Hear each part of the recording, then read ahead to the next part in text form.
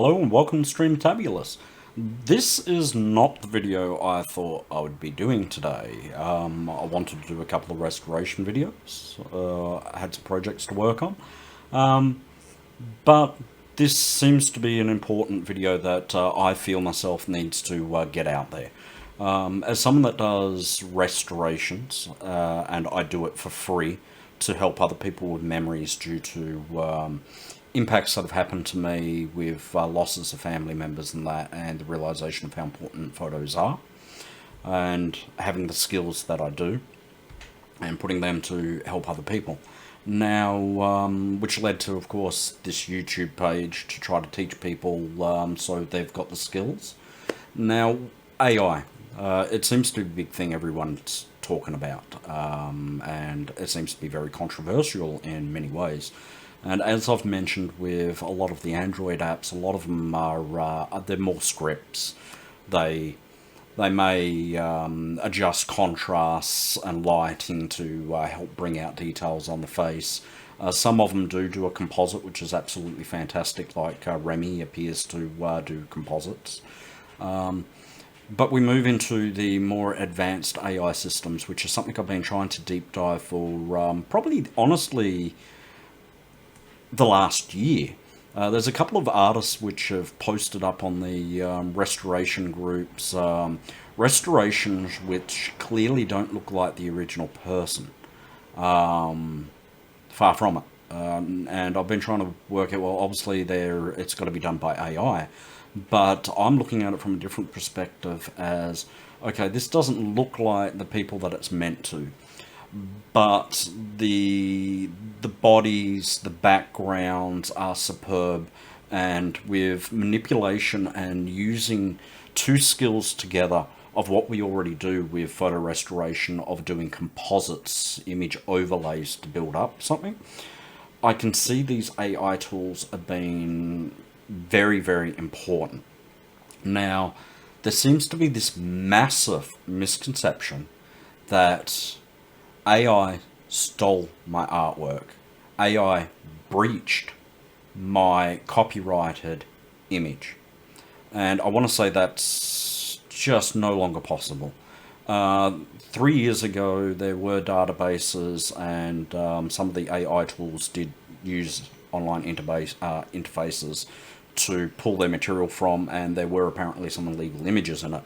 Now, the AI itself is not going to recreate a one-to-one of your artwork. It is impossible. It's insurmountable odds. It's just insane to think about it. It just doesn't work that way. I think the real catch is your artwork, your copyrighted artwork, the artwork that you don't want to be used by someone else, is that in a database? And the answer now is no. And the reason for that is obviously copyright laws are so strict that if you get caught with one image inside your database, the fines are that massive that that company would be closed down straight away. That database is instantly locked out and removed. So you have to keep that in mind. That the databases now, since last year and this year, they don't work like that. In fact, there's the larger AI programs that are out there. They have their online databases, but they are all copyright-free material inside those databases. And keep in mind, even though there's an image inside that database, the AI itself, even if there is something copyrighted inside of it, is not going to generate a one-to-one of the artwork. It's not going to see that image and go, this is what you asked for. It doesn't work like that.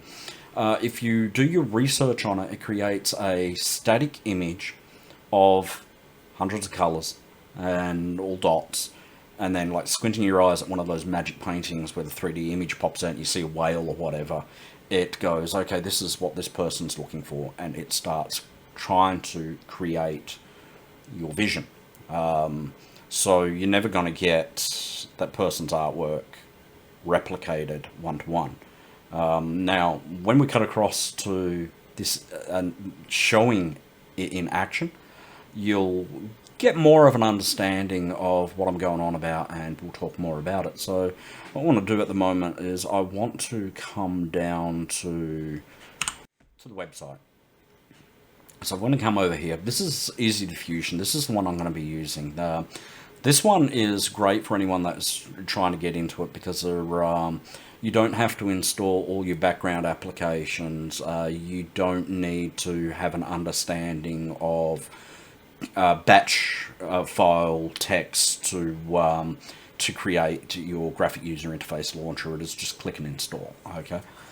So it's probably one of the ones which is used the most. Now, it is based on Stable Diffusion, or it is Stable Diffusion. It's made by Stable Diffusion. Now, Stable Diffusion, a lot of people go, oh, it's got legal information in it. That's not true. Because this is an interface for Stable Diffusion, it does come with a small model file, which is about 1.5. I think it's actually smaller than a gig. It's not that big at all. And that has the information in it. Yes, it does have pictures in it, to what I'm aware of. It has models in it, so you can think of like a 3D sort of model which you can manipulate to put arm poses and whatever. This is best to my understanding. Now, people can create these models as well, of course, so that's where the legality comes into it. So this is the website which people get the models from, that they put into their generator. And if we come across, here's one of the models here. You can see they're not small. This is your database. It does not use online scrapers. It is not scraping websites, pulling images. It does not work like that. And I'm going to prove that to you in a moment. So you download this. This is your checkpoint. This is your model. This contains all the relevant information on lighting, colors, compositions, rough face, images of lots of faces, so it can pull parts of that to create it, to create your vision. It is the core to the program. Now, you can download multiples of them, but it's not using all the models. It's only using the one model that you tell it to use. If it was using all the models, it'd just absolutely take forever. Honestly, the time that it takes to render an image and the amount of effort it takes to get your vision to come out in any way, it's a lot of skill involved. It shouldn't be taken lightly that these people are,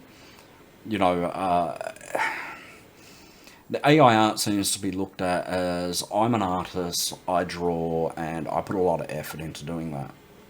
Now, you're not going to lose, your skills are valued, and they're looked at in a different way of AI art generation. And those skills of someone that does a painting are more valued than someone that does AI art.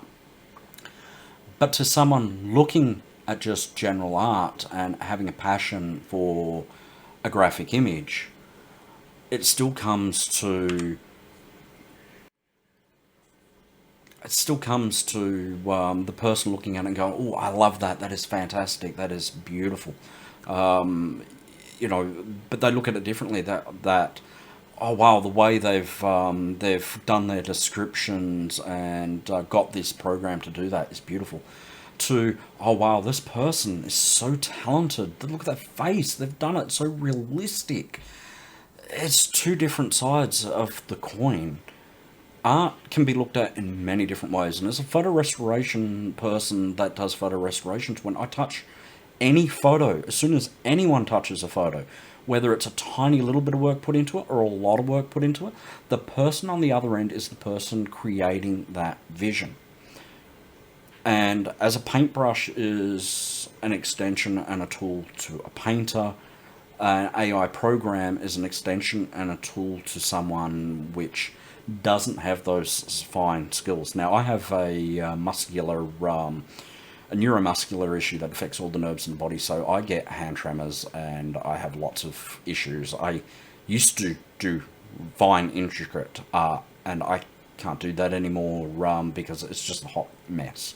Not to mention, I mean, I also have a completely broken arm, so I have very limited range and movement in that arm. I'm sorry if that offended anyone. I know some people are very heavily grossed out about that. But yeah, so there's not a lot I can do. Now, AI art to me is important on so many levels. Someone sitting in a wheelchair that doesn't have motor skills anymore with their hands can use voice to text to create artwork and be given something they've never had before, the ability to create wonderful works of art. So to me, AI is important. There's an AI tool which is in development, and you can put yourself into it. It will create a 3D model of you, and then it will work out all the missing parts. You can rotate yourself, or that image, angles, everything, to recreate a new image. That's important to me because with my father gone, I'm like, well, you know, he has severe dementia. He's very, very skinny. He's wasted away. He can't feed himself anymore. He can't talk. It's a shell. And I have very few photos. For me, if I can put one of his images into a AI program and regenerate a new memory in a position, different angles, and, you know, remember him more vividly and give me a database of images to trigger memories, that is so important. That is massive to me. So I want you to step back from being so biased about AI to think about it differently on what it can offer. It will never, ever replace a person. Not at this stage anyway. It's not going to replace a person. There is a person sitting there which is in control of what it's generating. They're putting the information into it to generate. Okay, so we're going to cut over and we're going to take a look at Easy Diffusion working and working fully offline to prove to you that it does not scrape database images, that it is not stealing your artwork. And before we do, I want to show you something. Okay, we come over here to this model. Every model has to be verified before it goes live for download. And it has to be verified to make sure that there is no copyright material in it. Because if there's copyright material in it, this website goes bye-bye, and the people that run the website are going to be charged millions of dollars in fines. And that's not to not to forget that the person that uploaded this model is also going to be infringing copyright laws and fined lots and lots of money. So keep that in mind. The laws are very, very strict. No one wants to get fined. Okay?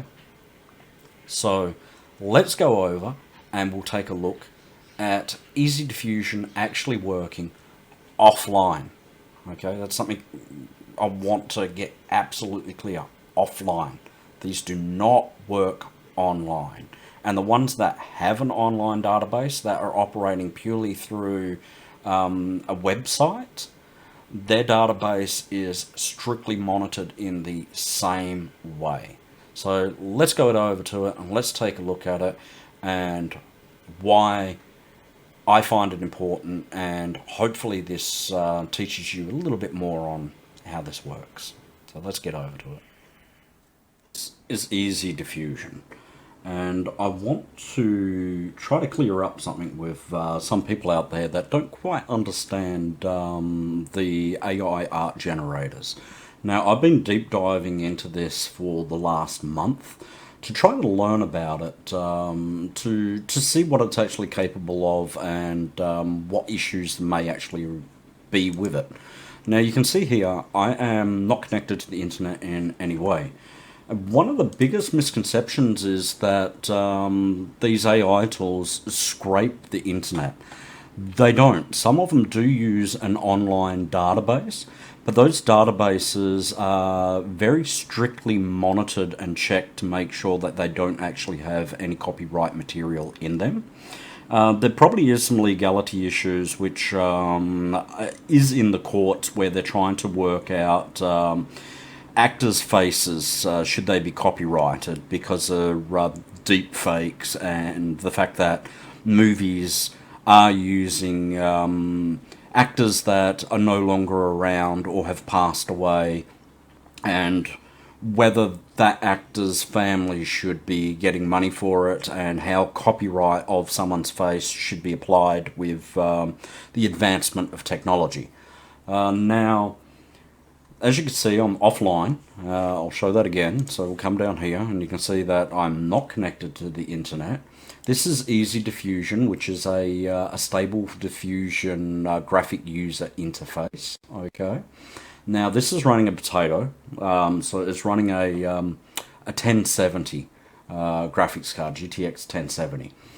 So in such, it's not very fast at doing its renders.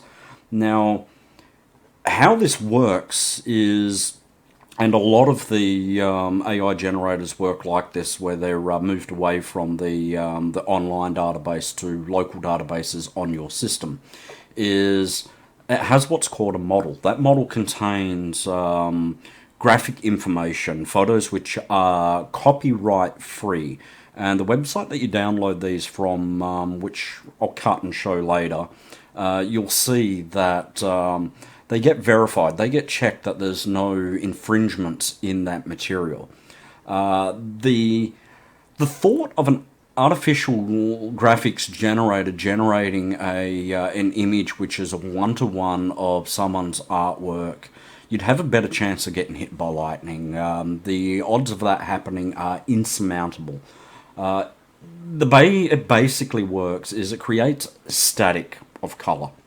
Then it looks at that static and it looks at those pixels of static, and it tries to join that static together like one of those old-fashioned 3D images where you squint your eyes looking at all these colored dots and try to work out what you can see.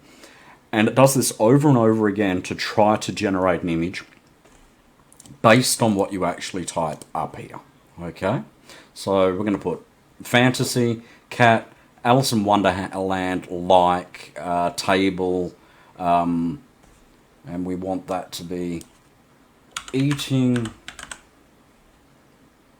Oh wait, so we'll just work out my prompt up here. Fantasy cat.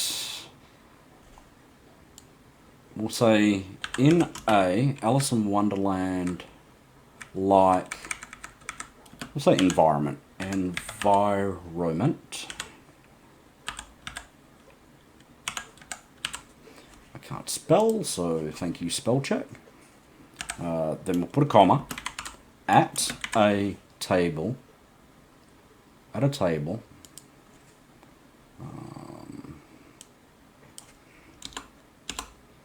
Eating cake, cat in a hat. At an Alice in Wonderland-like environment at a table eating a cake. Okay, so I'm going to whack that in. Now, this is offline, as I've shown. Again, come down, offline, no cutting. This is going to take a while due to the fact that this is a potato. So we're going to hit run here, and it's going to go through, and it is using this model, which is comprised of, yes, images. It is comprised of artwork, which is all copyright free, and it has like 3D models in there as well, which can be moved and manipulated in such a way to create poses and so forth. These models are rather large. They can be up to 6 gig in size. Now, like I said, this is going to take a while, and it is going to try to look at those models, which you can guarantee there is no cat in a hat sitting at a Alice in Wonderland-like environment in it. But it's going to try to work out, based on the scripts and based on the information that is written into the program itself, on how to use words and how to look at those words and then look at these images to try to work out and create the image that I am trying to describe to it. The first time you won't normally get something that you really like. You render over and over and over again, and you prompt more and more to build up the image that you want. And you can see it's generating now. So it is fully offline. These models are scrupulated. They are verified to make sure that they do not breach copyright. The hosts of the files, if they get caught with copyright material on it, they're up for copyright infringement fines, which honestly would bankrupt anyone. It's just something that's not going to happen. The users creating the work are in the same category. They'd be up for copyright fines, and it would cripple anyone. It's insane. Yes, there might be a person out there that may throw something in there and may get in trouble. Can that happen? Yeah, absolutely. Is the AI going to look at one picture inside that model and generate that image one-to-one? No, that's not going to happen. As I said, it'd be like getting hit by lightning. It's just insurmountable odds. It's not going to happen. How can it happen? Well, there's a user sitting in front of the computer like myself, and if I want to, you can see over here, it says browse for image, and I can put an image as a base source. That includes taking someone's artwork and loading that up as the base. And then I can write up here and try to manipulate that and re-render that as whatever I like. Now, if you come down here to guidance scale, this is the AI system or the program, and I'm saying how much liberty it has to create something. If I crank that all the way up, it won't even look at my prompts. It will just generate whatever it wants.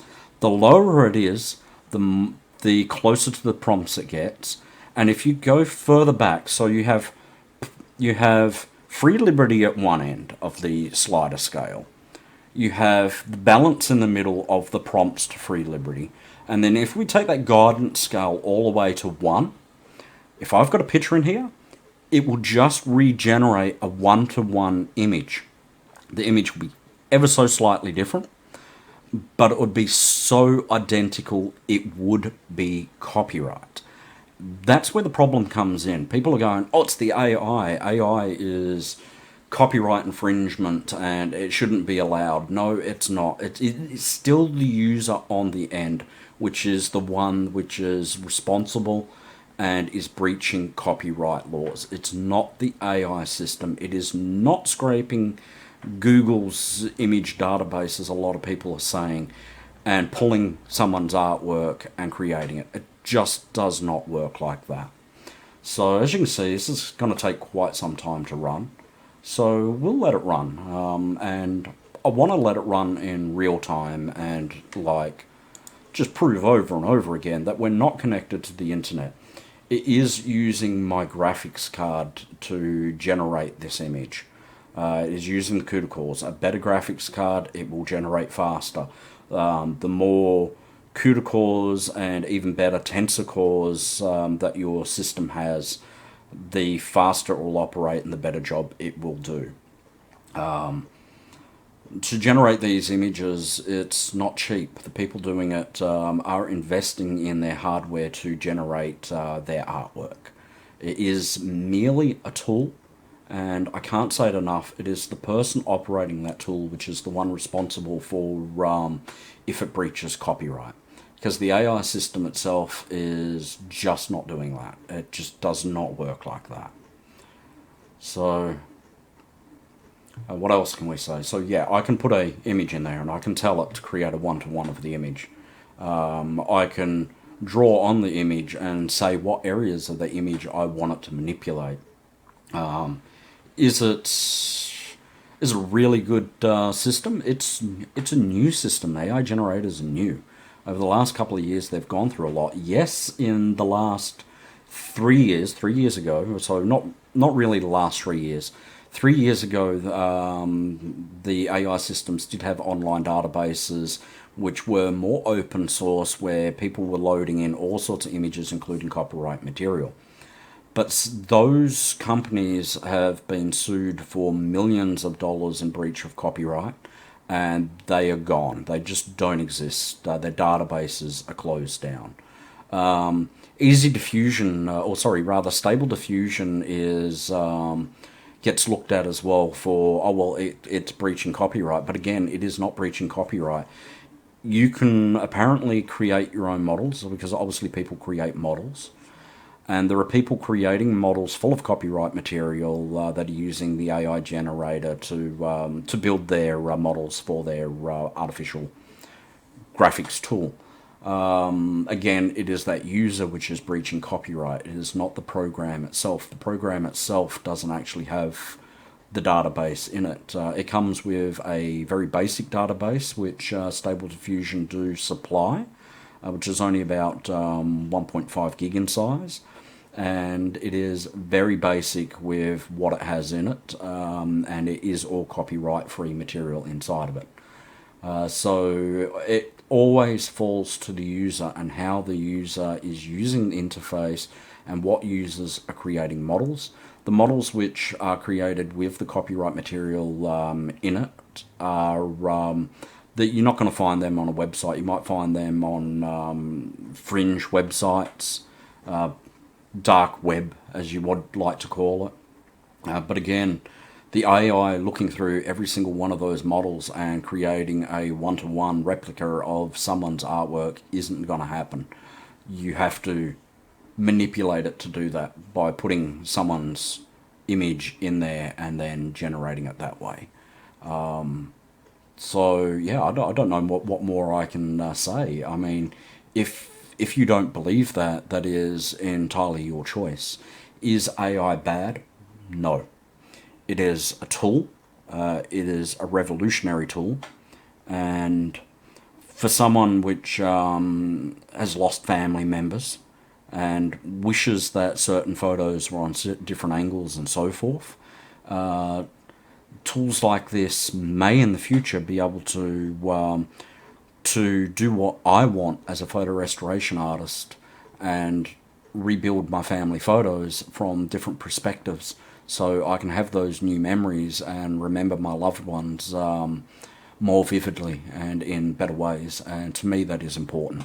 It's also important to me in the sense that these tools allow for faster speeds of photo restorations, and photos which, quite frankly, to be restored would have taken me weeks in the past. And a tool like this that can cut down those restorations means that I can help a lot more people. That is exceptionally important to me. And this is obviously a long video because we're running it in real time, and I can't say enough that, oh, we got our cat in a hat, so we've generated there, we're offline, we are just using the database, and there's my image. That's the other thing. I mean, these are hard to generate, as in the details to it aren't the highest. You zoom in and you'll see the pixels where it has joined it up. If you're seeing something which is of very high quality, there's a lot of manipulation that's gone into it afterwards. To get this at a higher quality, I would have to change the image input down here, and changing that image put down there to a higher resolution, we're talking hours to render something. Like I said, a more higher end computer, the faster those renders are. But it's just insane with the amount of time that you have to wait to generate a single image. But this is more to show you that, look, it is offline. As you can see here, it is 100% offline. There is no scraping of the internet involved. And that's the misconception we need to get rid of. There is no scraping of the internet. The only scraping of the internet that exists is from the person that created this here. And this is a verified model. This model has no copyright material in it. There are lots of artists out there which create art, and they put it up for free merely because they enjoy making art and they want to get their artwork out there. And there are lots of companies which are employed to also create copyright-free material. and they're paid by companies to be supplied with copyright-free material so they can use it to create posters for moving, market advertising, and so forth. So there is a lot of copyright-free material out there. All material is not copyrighted. And that's something you have to remember as well. All material is not copyrighted. So that's it. That's the AI art generator. That's it working offline. This is to show it works offline and try to explain a little bit of how it works, how it creates a static of colors, and how it tries to manipulate some sort of model to match what you're trying to describe to it. The more information you put into the prompt, the better the images you'll get.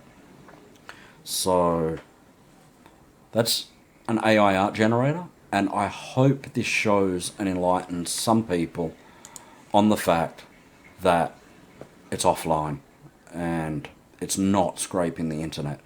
And maybe this will just put some people's minds to rest. Remember, it is the user behind the program which is the one which ultimately is the one that is loading up copyright material, or perhaps creating a model of their own to use for themselves that ends up uploading a photo which is comprised and of a lot of copyright content inside of it. The generated art is not going to be copyrighted because it's using the base, but that is something that at the moment the law said no, we don't want copyright material inside these engines, just for that risk that someone really does believe that their art is going to get generated. That's the only reason it's not inside of it. As I said, the only way it's going to happen where you get copyright one-to-one is me loading up an image and me turning the guidance scale to 1 and creating a one-to-one of the image I've loaded. That happens? Yes, it does. Is that the AI doing it? No, it's not the AI. It is the person operating the program. It's always the person operating the program that has control over the system with what prompts I put in, what images I load for it, and what databases I choose to use. I choose to use the legal databases which have been verified and checked. Nothing nefarious. So hopefully this gives you more of an understanding of how a AI art generator works, and hopefully it gives some people ease of mind. So that's AI art generation. So there it is. That was Easy Diffusion, Stable Diffusion, which is a free AI art generator. A lot of them charge money. I think Easy Diffusion is great because it is free. Now, I guess the last thing to show you is one more thing. Okay, so if we come over here, we're on the Easy Diffusion or Stable Diffusion's Easy Diffusion graphic user interface, and we come down here to the disclaimer. The author of this project are not responsible for any content generated using this interface. Okay. The license of the software forbids you from sharing any content that violates the law. Now, that is because, as I was showing you, that the person on the other end can use it and turn that guidance scale down to recreate a one-to-one, and then you can highlight an area of the image. I think it's called draw or in paint or something like that, and then you can type in say for example you've got a picture of a person with a hand out. You can highlight the area of the hand and say holding a cake, and that will generate a cake in the hand. Okay, so and of course if you've got that guidance scale down and you're putting something in which is copyrighted and then you're just changing a little bit of it, it's still copyrighted. It is the person which is using the program. Okay, so yeah, the produce any harm to a person, again, that's you can load up that base image and put the guidance scale down and have something horrific in there, unfortunately. So again, that's the person using the program. It is not the AI. Okay, so yeah. So that, I mean, I think that's one of the most important things that we can talk about, and try to get across that it is the person operating the AI, which is ultimately, the end of the day, they're the ones that are responsible for what is generated and whether it is breaching copyright. As I said, yes, there's certainly images of those databases that can be downloaded. There's probably people that have created them on the dark web and people can put that in. But again, that is the person operating it, which is putting in something illegal into the AI program to use it in a way that the people that created the interface aren't intending for it to be used. So it's the person using it which is responsible for the outcome of what it is generating. So, and all I'm hoping here is you have an understanding of why I believe it is important, and I hope that from that standpoint you understand that it is important to a lot of people. It is a tool. It will certainly help a lot of companies, like advertisement companies, later on down the track when it becomes to a point where advertisers are allowed to use it. Right now it is not intended for commercial use. That's something important to note. It's not intended for commercial use at the moment. But later on down the track, it probably will become okay for commercial use. And it would be beneficial to creating something like a poster a lot faster than what's being created now. It doesn't take away jobs. It just means that person in the job has a new tool to help them speed up the process of creating what is needed to be done. So that's me showing you that it is offline and it is not scraping the internet. And that's what I want to get across. That is something I see over and over and over again. Oh, it scrapes the internet. It scraped Google Images. It stole my artwork. It recreated my artwork. No. If it offends you, I'm sorry. No. It is the person that used the program that breached the copyright law for those images that have been done like that. It is not the program. Just as Paint Shop Pro, you can throw in someone's copyrighted work and you can manipulate the colors and do what you want with it, and then you upload that and you've just breached copyright laws. It's the same thing. It is just a tool, and it is the person using that tool which is the one which is responsible at the end of the day. So look, I hope you enjoyed this video, and I'm not really expecting to get that many likes for the video because I know a lot of people are against AI. But if you did like the video, give it a like.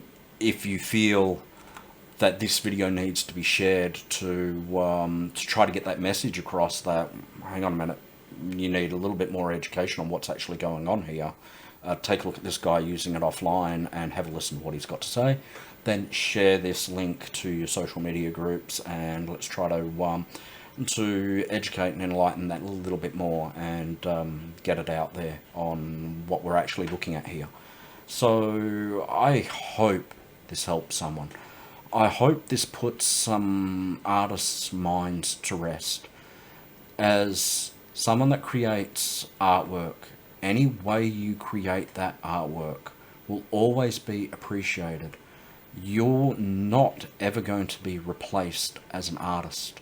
For any type of artwork that you create, whether it's macaroni art, a painting, a sculpture, or digitally created with Photoshop, which has AI tools in it, or using a program like an AI art generator, you are expressing yourself. And that's what art is. It's a way to express yourself. And this tool gives people a way to express themselves that didn't have that way to do it before. So have a bit more of an open mind, and I will see you in the next Streamtabulous video. Thank you. Thank you for watching my video and sticking around to the end. If you like my videos, it'd really help me out if you could like and subscribe. It helps the YouTube algorithm to push my videos out there to more viewers, which in turn helps me and helps everyone. So thank you for watching my video and hanging around to the end, and I will see you in the next video.